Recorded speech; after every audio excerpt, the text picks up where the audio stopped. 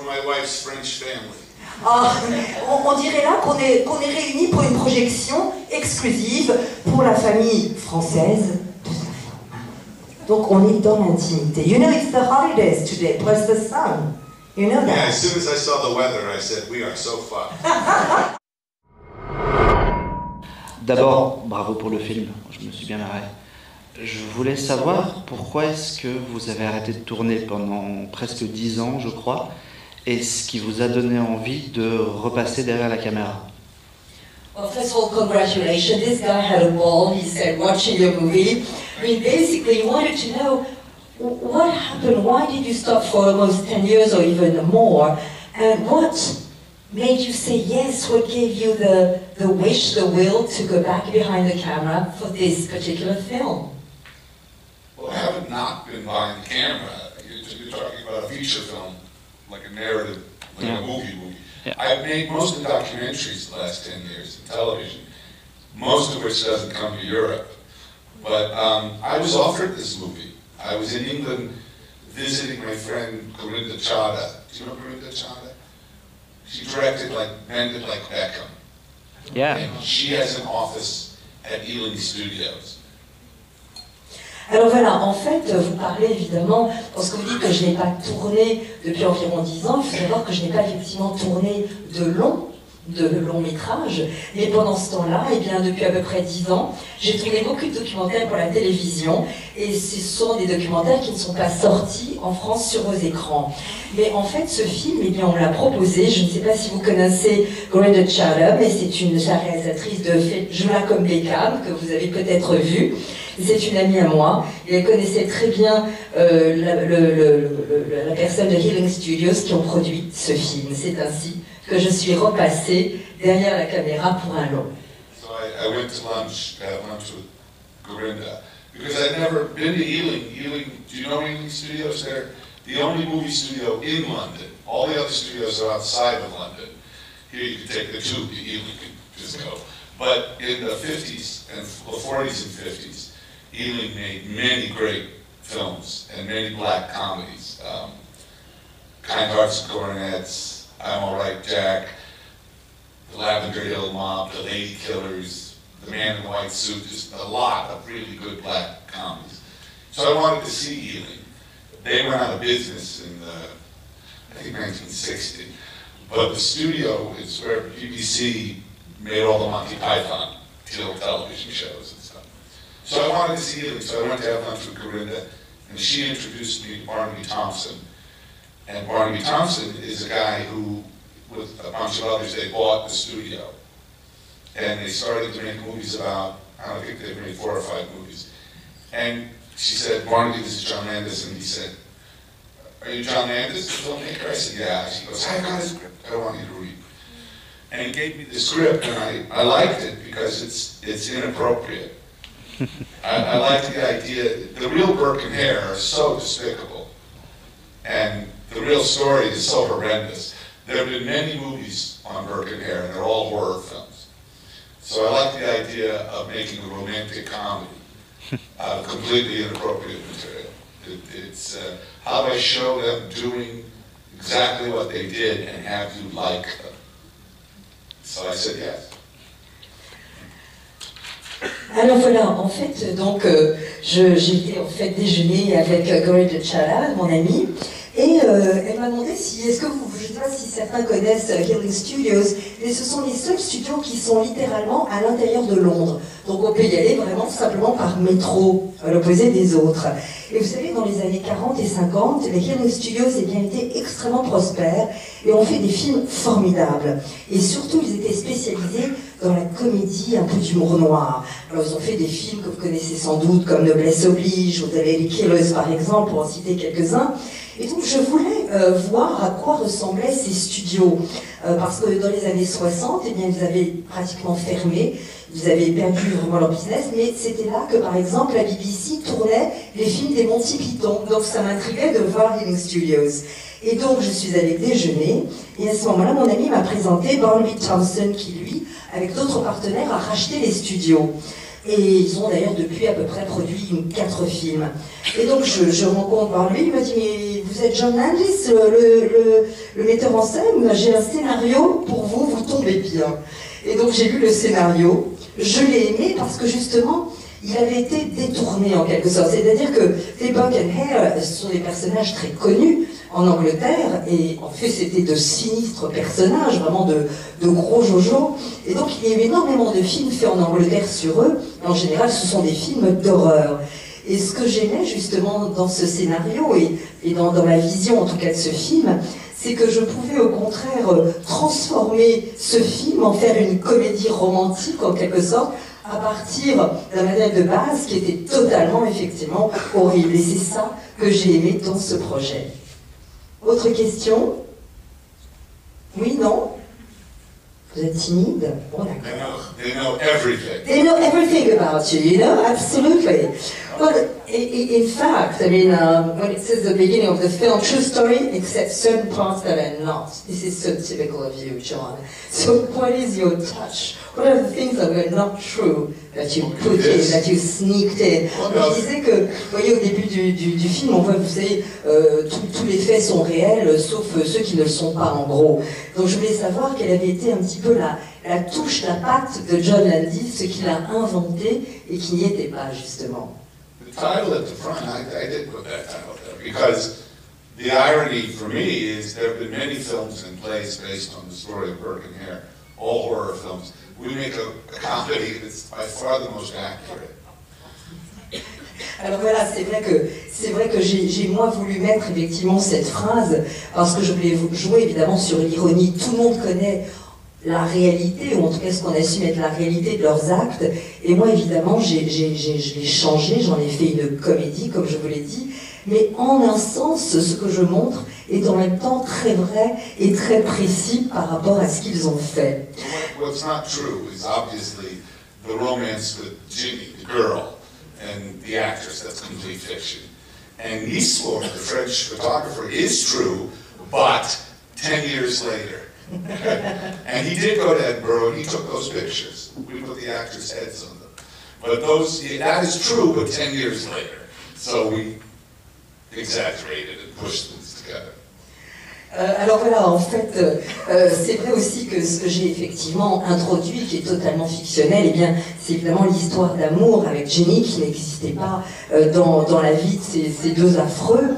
Mais par exemple, le personnage de Nicéphore, eh bien, c'est vrai aussi, sauf que j'ai un petit peu changé les paramètres, puisque il a vraiment pris ses photos, mais c'était 10 ans plus tard. Alors ce qu'on a fait nous, effectivement, c'est qu'on a mis la tête des acteurs pour remplacer la tête, évidemment, des personnages photographiés à l'origine. Donc tout ça est un peu vrai quand même. And you also, did you invent Darwin at the end too? No, that's absolutely that's true too. Charles Darwin is a student who is Dr. Monroe's assistant. Ah, parce que je lui demandais si justement le Darwin qui apparaît à la fin de la survie, voilà, je me disais, est-ce que ça aussi s'est inventé? Eh bien pas du tout.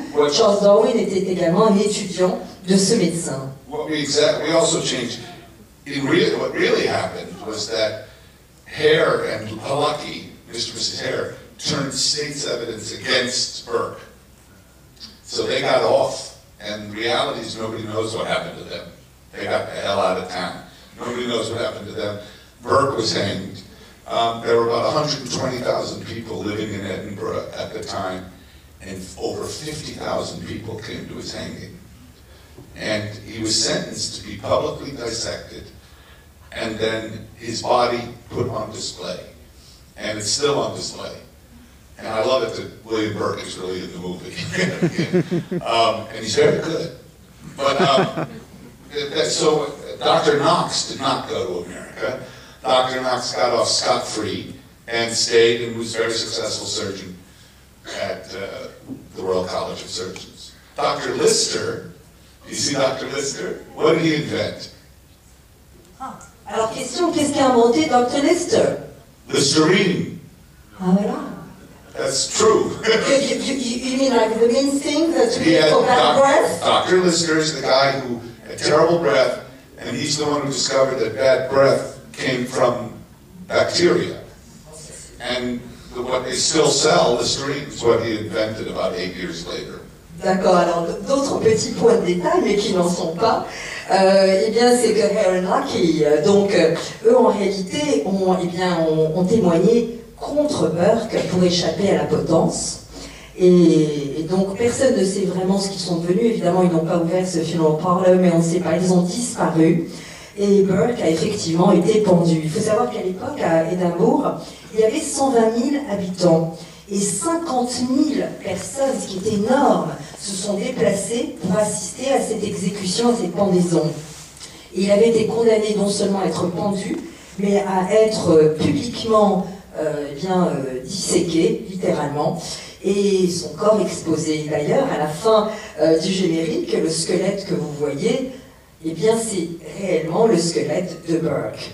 Voilà, alors, le Dr Knox, effectivement, lui, il s'en est tiré, il est devenu d'ailleurs un très grand chirurgien. Et le Dr Lister, eh bien, nous venons de l'apprendre. En France, je ne sais pas si ce produit est vendu. I don't know if in France they sell Listerine, but I used to live in the States, so I know what Listerine is. Do you know what else is true that very few people know? That Costa Gavras was in Paris in 1829. It's very old, nobody knows. Alors, deux choses que vous ne savez pas qui bien sûr sont vraies. Eh bien, c'est que donc Dr Lister a inventé la Listerine. Il faut savoir qu'aux États-Unis, dès que vous avez mauvaise haleine, vite, c'est vert, c'est dans une boîte plastique, ça s'avale et ça donne une bonne haleine. Quand Dr Lister avait compris, il avait très mauvaise haleine, histoire vraie, il avait compris que c'était à cause de bactéries. Il a donc inventé un produit qui aujourd'hui est encore un best-seller aux États-Unis en tout cas. Et puis autre chose vraie bien sûr, c'est que Costa Gavras évidemment vivait à Édimbourg en 1829. C'est un très très vieux monsieur aujourd'hui que nous saluons au passage car il est là. Merci d'être des nôtres aujourd'hui. Vraiment deux immenses réalisateurs dans cette salle. C'est un vrai plaisir. Merci d'être avec nous. Et bien sûr. And Emmanuel, there's two. He's in the movie too. Julie Gavras was not in the movie, bitch, because... I'm not going to translate that. But you know why? Because she was directing her own movie, which I thought was very unfair. And with William Hurt and Isabel Rossellini, it'll come out soon. Alors Julie, donc il m'en veut terriblement de n'avoir pas été sur le portrait de famille, mais Julie avait une bonne raison pour ça. Elle était derrière la caméra elle-même, elle réalisait son film avec... Who is in her film? In Julie's film? William Hurt and Isabella Rossellini. Wow, William Hurt, Isabella Rossellini. Julie, nous attendons également votre film ici, au Gaumont-Capucine, avec grand bonheur. Voilà. But Roman Gavras was in the photograph too, and Roman is also a director.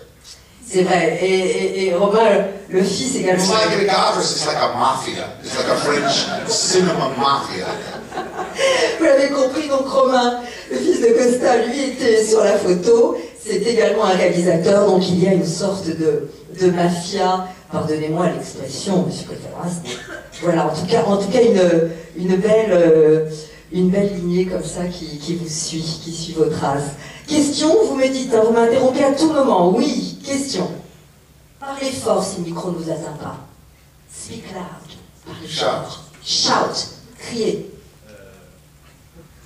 Allez-y. Je voulais dire qu'on sent un amour de la Hammer dans le film avec la présence de Christopher Lee ou de Val Elton, et c'était vrai avec Le Garou de Londres ou le clip même de Michael Jackson, Thriller, et ça se sent encore dans ce film-là. Je voulais savoir si Monsieur Landis avait vu des films récents comme Wolfman ou moins bien Twilight. Alors, well, obviously in your film, we see Christopher Lee. We also have the presence of, he mentioned also Harryhausen, I think. And there is obviously, we know how much you love all these things, these films, these horror creatures and all that. What did you think of recent films, maybe not as good as, but like Twilight, or which films did you mention? Wolfman. And Wolfman. The Wolfman was shit. The Wolfman, vous avez compris, c'est pas vrai. I thought Rick Baker, his makeup was great. But the director used a lot of CG, and it's sad because Rick Baker's work was extraordinary, but the movie was terrible. Vous avez compris, hein, le film pas terrible du tout. En revanche, le maquillage de Rick Baker, top. Hein, parce que l'utilisation du numérique, des effets numériques, pour John Landis en tout cas, ça ne marche pas. Et c'est vraiment dommage parce que Rick Baker est vraiment... The best horror film I've seen in a while was, I think, Swedish. It's Let the Right One In. I thought that was great. Let the Right One In, hein. Voilà. Donc, en fait, parmi les films d'horreur qu'il a vraiment aimé, il y a un film suédois, Let the Right One In. Voilà. Comment? Qui en France est Morse, hein, c'est ça. Voilà, because it was called Morse, something I was thinking, that's the same one. Which is, by the way, probably the best. Je sais pas, est-ce que beaucoup de gens dans cette salle ont vu Morse? Ah oui, bravo. C'est vrai que... I have no idea what she... It's like, who has to go to the bathroom? I have no idea what she said. That's exactly what I asked. I asked them, who among you actually did see that Swedish film, which is so great? You see, there are tricks here. I'm not going to tell you everything, huh? Autre question? It's very strange. When you promote a movie, whoops, they turned me off. All right, you can take mine. When you promote a movie, you go all over the world and promote a movie, you have interpreters. And you have no fucking idea what they're saying. There's no idea. And I always wonder what, because you give an answer, you're very serious. And I know they're going, two Irishmen are walking down the street. And one, I have no idea. Alors voilà, comme c'est toujours très étrange, quand je fais la promotion de mes films à l'étranger, évidemment j'ai toujours des interprètes et je n'ai jamais la moindre idée de ce qu'ils racontent. Voilà, je parle, j'ai des réponses très sérieuses et puis je me dis, ça se trouve, elle est en train de raconter la blague des deux Irlandais qui vont dans un bar. I was not telling the story of the two Irishmen. I watched the subtitles. I know that the movie's dubbed in French. Will be dubbed, but it was interesting watching the subtitles when, he says, fuck me. He says, and it said merde. I thought, merde is not fuck me. Often you wonder, what the hell are they saying? My wife has a theory that to really like my movies, it's important not to speak English. Alors voilà, la théorie de sa femme, qui est ici et qui est une des plus grandes costumières du monde, c'est elle le look entre autres de Indiana Jones. I was telling what a fabulous wife you had. Yes. And she's the best costume designer, one of the best of the world. But she's doing it, actually, she told them in October 2013. Deborah's curating an exhibit at the Victoria and Albert Museum in London. It will be the largest motion picture costume exhibition in history. And it starts in October 2000, but they're costumes for movies from when? 1909? 1912 to 2012. It's fantastic. It's incredible what she's got. You wait and see. It's great. Voilà, alors vous venez d'entendre la voix de Deborah Nadelman, qui est Mrs. Landis, voilà, et qui, en 2013, au Victoria Albert Museum, eh bien, est en train de mettre en place la plus grande exposition de costumes de films jamais réalisée au monde. 1912-2012.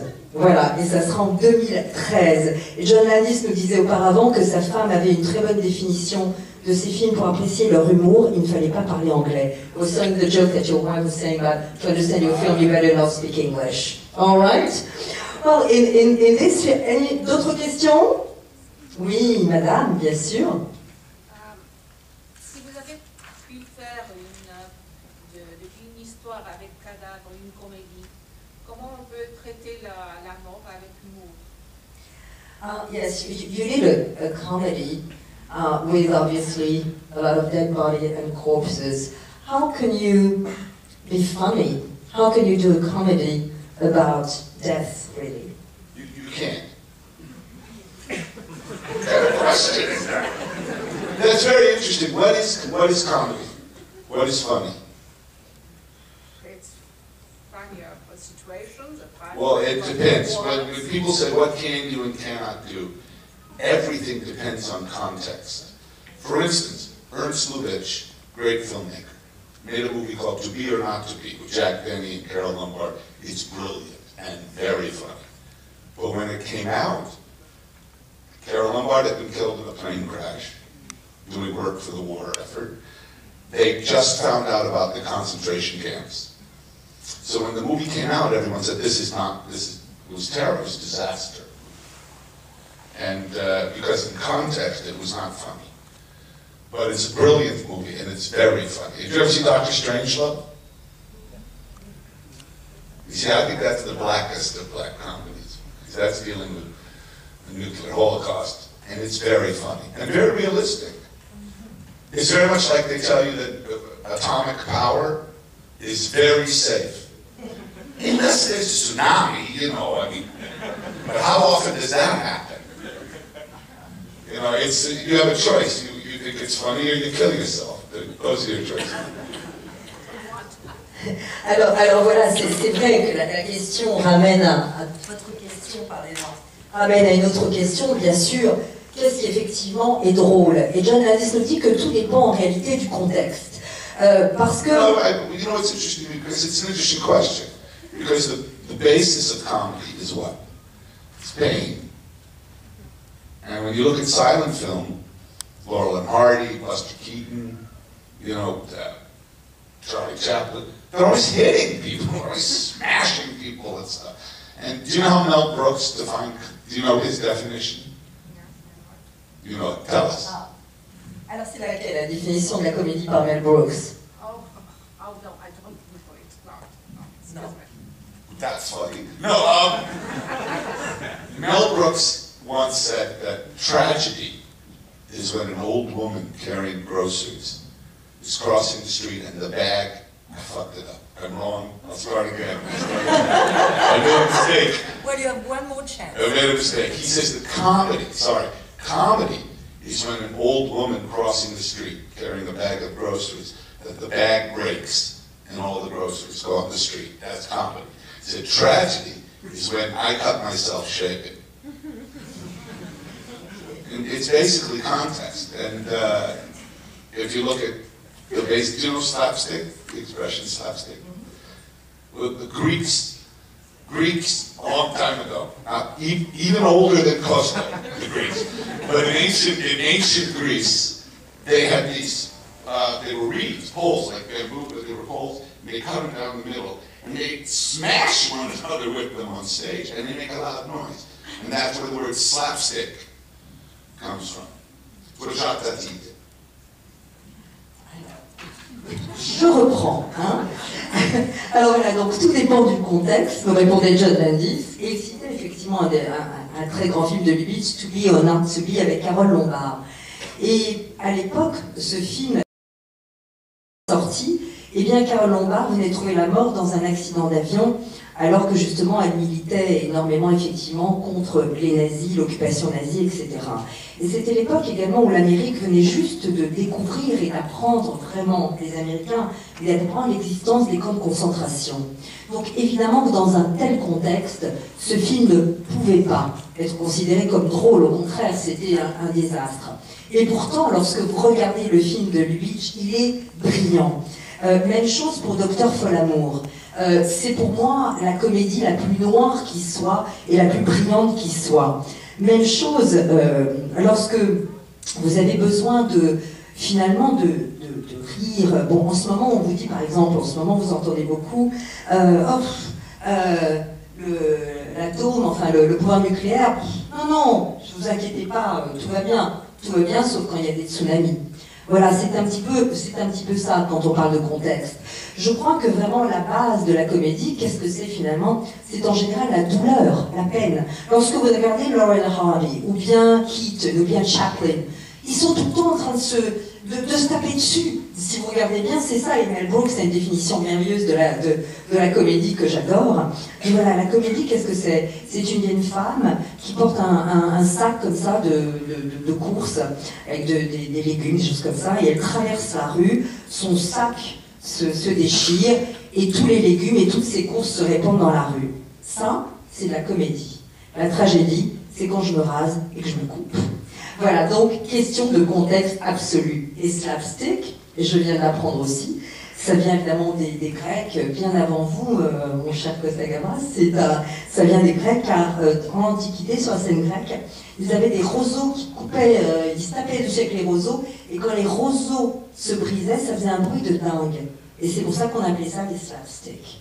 We learn a lot of things with you, John, I have to say. It's an interesting problem, because when you say what's funny, what's not funny, it's entirely about context.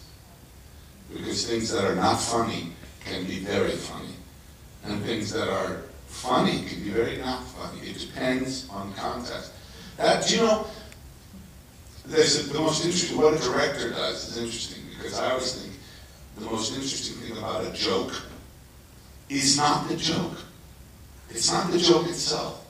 It's the listener's understanding subconsciously of who's telling that joke, where the joke is coming from. So it's a complicated thing to say, but if you're, you know, what can I do? You're French, okay? So if someone told you, you know how the French make jokes about the Belgians? Right. You can take those jokes and make them about anything. The same jokes. The English tell jokes about the Irish, and everybody tells jokes about someone, but they're the same jokes. There's a Polish joke. Do you know? Here, I'll tell it. I'm Polish, be careful. I'll tell it very slowly. I'll try to understand, I'm a blonde too. No, okay. No, I'm fine. No, here, I'll tell them a joke, and then you translate it line by line, okay? All right. Okay. A man goes up to the counter, and he says, I would like an ice cream cone, please, with chocolate sauce. Bon, eh bien, un homme se présente au comptoir d'une boutique, on va C'est voir en Belgique. place. C'est Belgique, il s'en va. Et il dit, voilà, je voudrais un cornet de glace. And the woman behind the counter says, are you Polish? Et la femme derrière le comptoir le regarde et lui dit, vous êtes polonais? The man says, yes, why? L'homme dit, oui, pourquoi? She says, because this is a library. Car ceci est une bibliothèque. And then he says, I'm sorry, could I please have an ice cream cone? Chocolate syrup. Ah, j'adore. Et l'homme donc baisse la voix et dit, désolé, est-ce que je peux quand même avoir ma glace avec mon chocolat? You can make that joke about anything, anybody. And you can make it any country or anybody. John Landis, mesdames et messieurs. Alors là, vous l'avez compris, question de contexte. Et en fait, ce que dit John Landis, ce qui était effectivement plus subtil, c'est que ce qui est intéressant, en tout cas en tant que réalisateur, c'est comme ça qu'il réfléchit avant de tourner une scène, c'est que ce qui l'intéresse n'est pas la blague en elle-même. Ce qui est intéressant, c'est l'écoute, ceux qui écoutent, et le subtexte inconscient, d'où vient la blague, qui la raconte et qui l'entend. Et d'ailleurs, quand on comprend, par exemple, les Français se moquent gentiment des Belges, les Anglais se moquent gentiment des Irlandais, mais au fond, ce sont les mêmes blagues, elles sont interchangeables, hein. Mais c'est comme ça. And by the way, in your film, you talk about the bloody frogs. I noticed that. That character fought at the Battle of Waterloo, so he was pissed off. Ah voilà, pourquoi? Parce que vous savez, frog, c'est un terme un peu péjoratif en Angleterre quand on parle des Français. Comme bien entendu, comme chacun sait, à notre petit déjeuner, on mange de la grenouille. Eh bien, on nous appelle encore les frogs. Et John, enfin les grenouilles. Et John dit, mais c'est normal, le mec il était encore à Waterloo, donc les Français, ils ne pouvaient pas les sentir. Voilà. There's something that, you want to know something I learned doing research for this movie? It was very weird. Ok, vous voulez savoir un truc que j'ai appris pendant que je me documentais sur ce film et qui est très bizarre? We tried to be very accurate in everything, in clothing and hair, everything. But we were not accurate as choice. If you make a film that takes place in the French Revolution, in the American Civil War, in 1828, everyone had rotten teeth. Ah, ok. Alors en fait, pendant ce film, donc, on a voulu être extrêmement précis et documenté. Alors, sur les vêtements, sur les cheveux, etc. Mais en fait, on l'a pas été. Par exemple, si on fait un film pendant la Révolution française, ou en tout cas 1828 par exemple, et bien tout le monde évidemment a des dents pourries. But a contemporary audience doesn't want their hero or their heroine with rotten teeth. Well, of course not. So we didn't do that. And what I learned, but I was fascinated, so I went to this. Did you know that dentures, dentures, at the Battle of Waterloo afterwards, thousands of dead soldiers,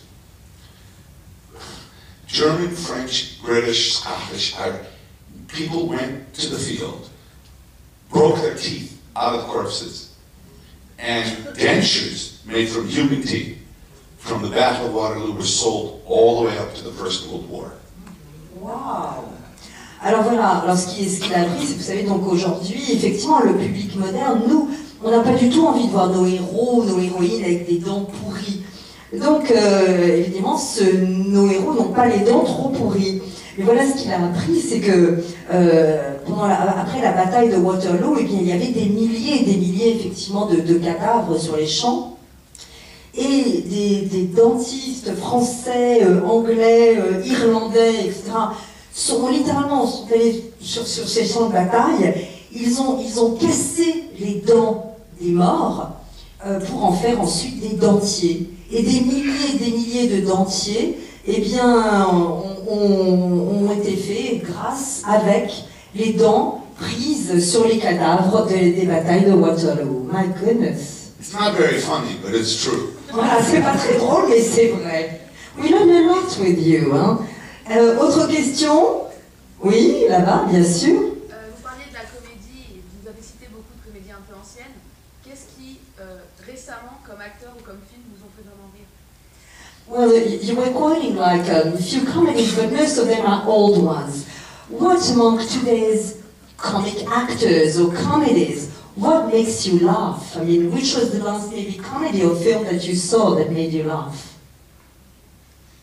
Well, there are always things that make me laugh. I haven't seen a good comedy in a long time. I think they're wonderful comedians. I think Will Ferrell is great. And there are a lot of them, Steve Carell, and there are many really talented comic actors. I'm trying to think of that. I thought The Hangover was funny, but it's very conservative. It had a happy ending. They all got, I mean, movies, the studios now, they're much more reactionary and much more conservative. So if they make a comedy now, The Hangover, they're allowed to be wild in Las Vegas, but everything has to have a happy ending. I mean, if you look at the movies of the 80s, of the 70s, the Animal House ends in anarchy. It's the only way it could end. If they made that movie now, have a happy ending, and everything would be, fine. They'd get good grades. I think that Judd Apatow is very funny. The movies are in focus, but they're funny. There are a lot of funny movies. That's a tough one. Roland Emmerich is funny. Did you see 2012? Deborah's right. We went to a screening of 2012. That's the funniest fucking movie I've seen in 10 years. That movie really made us laugh. Roland Emmerich makes these movies where whatever the disaster is, if it's an earthquake, or a tidal wave, or an atomic bomb, whatever it is, the hero is just in front of it. So no matter what happened, the hero is just in front. And in 2012, the sequence where John Cusack is driving, the San Andreas Fault is chasing you. He's just in front of it. The whole movie, everyone's just in front of whatever the disaster is. I thought that movie was very funny. And also in his movies, he kills hundreds of thousands of people. You see millions of people die, who cares? It's like, I think he's very funny. Alors voilà, alors parmi effectivement les acteurs comiques qu'apprécie John visiblement, il y a évidemment Will Ferrell, Steve Carell, tout ça. Il est Borat. I thought Borat was very, very funny. I like that movie, Borat. Alors Borat, voilà aussi. Judd Apatow, il citait aussi The Hangover. Alors il disait, mais le problème par exemple, c'est que les studios aujourd'hui sont très conservateurs, très frileux, donc forcément, il y a le happy end, tout va bien. C'est juste lorsqu'ils sont à Las Vegas, effectivement, que ça bouge un peu, c'est un peu sympa, mais dès qu'ils sont entrés, il faut rentrer dans l'ordre. Au contraire, John Landis mentionnait Animal House, et bien dans les années 70, 80, eh bien on faisait des films de dingue. Et aujourd'hui, Animal House, s'il le refaisait, eh bien ce serait probablement le happy ending et pas du tout la fin apocalyptique que ce film de toute façon méritait. Et Déborah à ce moment-là qui dit bah moi je trouve que Roland Emmerich c'est rigolo, surtout 2012. Et évidemment, vous l'avez compris, il se moque complètement des héros de Emmerich, qui quoi qu'il arrive. Roland Emmerich is the best comedy director. Voilà, donc voilà, vous avez la réponse, c'est le meilleur réalisateur aujourd'hui de films comiques. Vous avez la réponse qu'il s'agisse de tremblements de terre, de bombes atomiques, etc. Quoi qu'il en soit, le héros court devant. Il court toujours, il s'en réchappe. On s'en fout s'il tue des centaines de milliers de personnes. C'est un héros, il s'en réchappe et il court. D'ailleurs, tous les films de Roland Emmerich, ils courent, ils sont bien, ils devancent la catastrophe. Voilà. Autre question. But you know, the best comedy now in America is being done on television. We have many, really, and also the best drama too. There's a lot of very good television now. Strange, but a lot of good television and good comedy. Merci. Well, you started with Dream On too. Oui, parce que ce que rajoutait John, c'est qu'effectivement, aujourd'hui, vraiment les meilleures comédies, eh bien, c'est la télévision, les meilleurs drames d'ailleurs, c'est la télévision, vraiment, c'est là qu'on les voit. Et je rappelais quand même à John Landy, je ne sais pas, est-ce que certains d'entre vous ont vu quelque chose qui a vraiment marqué l'histoire de la télévision? C'était incroyable, c'était Dream On. Hein, franchement, voilà. Well, it's a long time, but you definitely broke grounds. I'm sorry. I mean, Well, look, yeah, you know what? I think the last great comedy that I remember, I'm sure I'm forgetting, but I thought that the movie South Park, the movie, it was not only the best musical of the last 20 years, I thought that was the last great comedy. I thought that was really brilliant. Alors voilà, vous l'avez compris, évidemment, South Park, le film, eh bien pour John est probablement la meilleure comédie des dernières années, et certainement la meilleure comédie musicale en plus. In fact, you're mentioning television in terms of comedy or dramas. Which one do you enjoy I watch watching? television, it's terrible, but Mad you know what? Men, I don't know. I've never seen Mad Men, You've but it's never very seen popular. I don't know, I mean, I'd have to think about it, but because of cable television now, Yeah. you can, what's happened is the movies, it's so expensive to market a movie that the studios really won't take the risk. I mean, you know, a couple of years after I made Animal House, the same studio, Universal Costa made, Jesus Christ, Jack Lemmon's Sissy Spacek. I'm sorry? Missing, it's a movie called Missing, a great film called Missing for Universal. And it was successful and won Academy Awards. No studio would make that movie now. And a lot of movies I made, they would not make now. They would not make Midnight Cowboy. They would not make Chinatown. There's so many movies they absolutely would not make. They will make another Batman. They will make another Spider-Man, another Superman, you know. But they won't take risk anymore. And it's sad, really, but it's understandable because it's about economics. But Batman is good, right? It depends which Batman. And you did play the Spider-Man. I'm Spider-Man Ah, too. I was in okay. Spider-Man too. I saved the picture. Of course you did. That's why I remember You know you. Sam Raimi, you know the director? I've been in 2 of his movies. I was in Dark Bane and Spider-Man, and both times he put me in the surgical. I was a doctor. Put me in the back. So it's like, you're in a movie, but nobody will see. Did you see Spider-Man 2? Yes, I do. Yeah. Remember, I was very good. I was trying to cut Doc Ock's arm off, and he threw me in the wall. Which Sam said, let's do that again.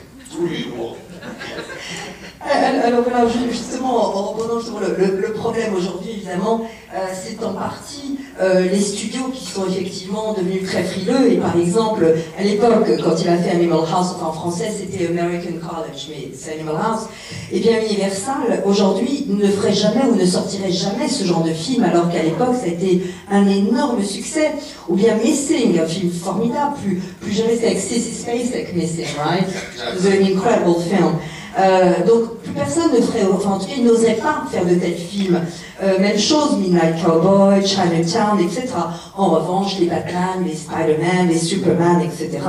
Je lui rappelais en taquinant un peu qu'il a quand même été du côté de Spider-Man 2 avec Sam Raimi, et il a ajouté, j'en ai fait 2. Sam did 3 Spider-Mans, And he was treated so badly on the last one, he quit. He said, I give up, and he walked away. So they're doing another Spider-Man now.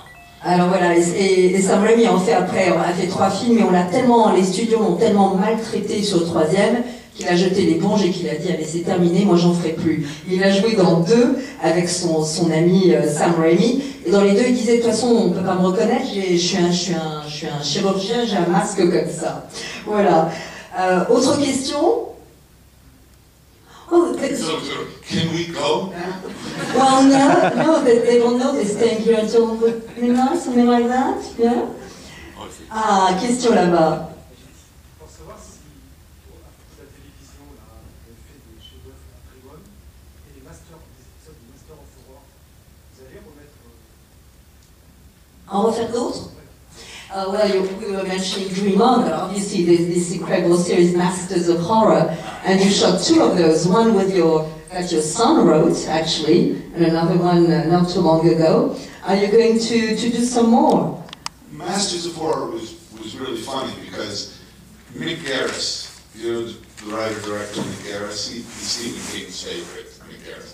He's an old friend of mine, and he had a dinner party at a restaurant. It was John Carpenter, and Sam Raimi, and me, and Joe Dante, and Guillermo del Toro, and David Cronenberg, and Stuart Gordon, and Wes Craven, and Larry Cohen, and Don Coscarelli. There were a lot of people, Bill Malone, a whole bunch of horror. These guys make horror films. And it's interesting because the people who make horror films tend to be the sweetest, nicest, you know, and we were kidding. We were making jokes about the group, the man, you know, and Guillermo del Toro, who was drunk, the table next to us, the waiters came and sang happy birthday to them. Guillermo stood up with a glass and he said, happy birthday from the Masters of Horror. That's where that came from.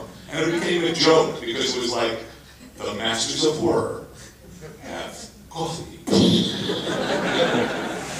And so Mick Garris said, if I get money, will you guys do a television series with it? We all went, sure, because we thought he'd never get the money.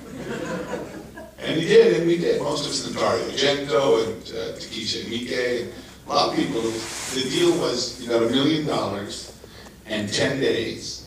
So you could spend $1 million and you could shoot 10 days in Vancouver. And you could do anything you wanted. So that was a good deal. And some of them were very good. Some of them were terrible. But some of them were really good. Joe Dante did one like Jacques Hughes. Did you see that? It was excellent. Yeah, so it was fun. Alors voilà, effectivement, Masters of Horror, eh bien, John Landis nous révèle comment finalement cette aventure est née. En fait, un soir, il dînait avec des amis, tout simplement. Alors, parmi ses amis, quand même, il faut bien savoir, alors j'en cite quelques-uns. Il y avait Joe Dante, Cronenberg, Stuart Gordon, Larry Cohen, Wes Craven, Bill Malone, Dario Argento, Sam Raimi, have I missed anybody? And you, and maybe a couple. Et ils étaient là avec Mick Garris, qui est le meilleur ami de Stephen King et qui est un ami de John Landis. Et ils sont là en train de se marrer, de boire, etc. Et Guillermo del Toro, qui a un peu bu, entend qu'à la table d'à côté, un serveur s'approche d'une table et d'une femme et commence à chanter, vous savez, le fameux Happy Birthday. Et à ce moment-là, Guillermo del Toro se tourne vers la table voisine, lève son verre et dit bon anniversaire de la part des maîtres de l'horreur, the Masters of Horrors. Et l'expression est née de ce dîner, de cette soirée entre amis. Et à ce moment-là, Mick Garris s'est tourné vers eux tous et a dit dis donc, si j'arrive moi à réunir l'argent pour la télévision, vous êtes prêts à tourner une série? D'abord on était un peu ivre, puis on ne croyait jamais qu'il allait évidemment trouver l'argent. Donc on lui a tous dit mais bien sûr on va le faire. Et en fait, il a trouvé l'argent, ça s'est fait. Et je dois avouer que certains de ces films étaient formidables, comme par exemple le J'accuse de Joe Dante, d'autres un peu moins bons. Mais le deal, c'était qu'on avait $1 million, 10 jours, on pouvait faire ce qu'on voulait. Donc en général, ça se terminait à Vancouver. Et vous en avez fait 2. You did Dear Woman, and you did another one, right? Dear Woman was scripted by your son. Max, our son, do you know our son Max is very successful now. He has sold 4 or 5 screenplays to studios in the last year. Ron Howard, he's doing one for. He wrote a script called Chronicle, with Fox is now, it's in pre-production. I mean, it's amazing. So we look forward to being supported by him.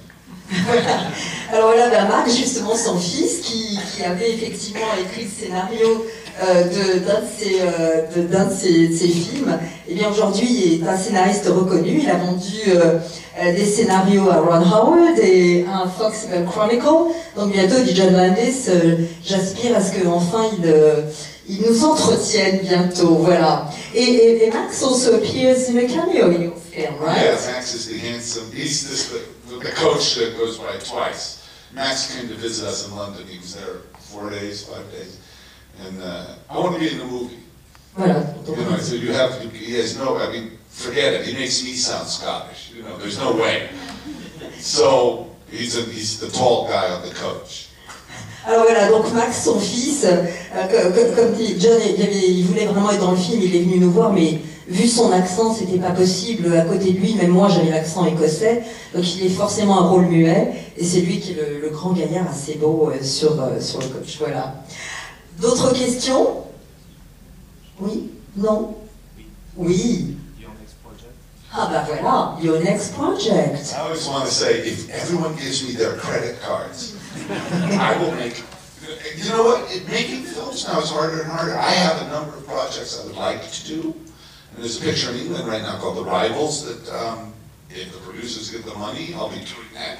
But it's very difficult to get funds, especially for the kind of movies I like to make.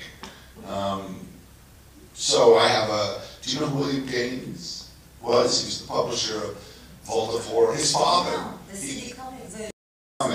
William Gaines did Volta 4, Tales from the Crypt, magazine. He's very important, and his father, Max, invented the comic book. I have a movie about him that's great, but it's very unusual. And you know, the studios are not making unusual movies now. So it's, you know, whatever my next film will be, whatever we get the money for.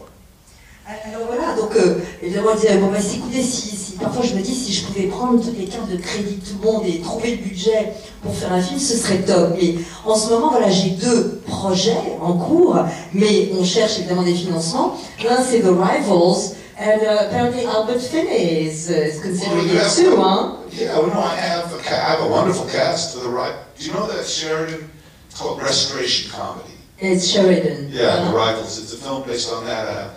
Joe Fiennes and Albert Finney and Imelda Staunton and Gemma Atherton, Paul Whitehouse, a lot of very fine actors, Tom Courtney, but no money. Alors voilà, donc The Rivals, d'après une pièce de Sheridan, qui se passe d'ailleurs, it's again London 1775, so again it's Neil, donc c'est Londres, 18e siècle, donc un cast incroyable, dont Albert Finney, Paul Whitehouse and all that, right in there. Et un autre, vous ne le connaissez peut-être pas, mais c'est une figure vraiment mythique pour les fans de BD, c'est William Gaines qui a inventé, qui a fait Mad Magazine, qui a inventé vraiment la BD, son père est extrêmement connu, donc il y a aussi un scénario et un film peut-être là, mais de nouveau il s'agit de budget, donc le premier film qui boucle le budget sera son prochain film. Merci beaucoup John Landis. Merci beaucoup. Merci à vous tous. Vraiment merci.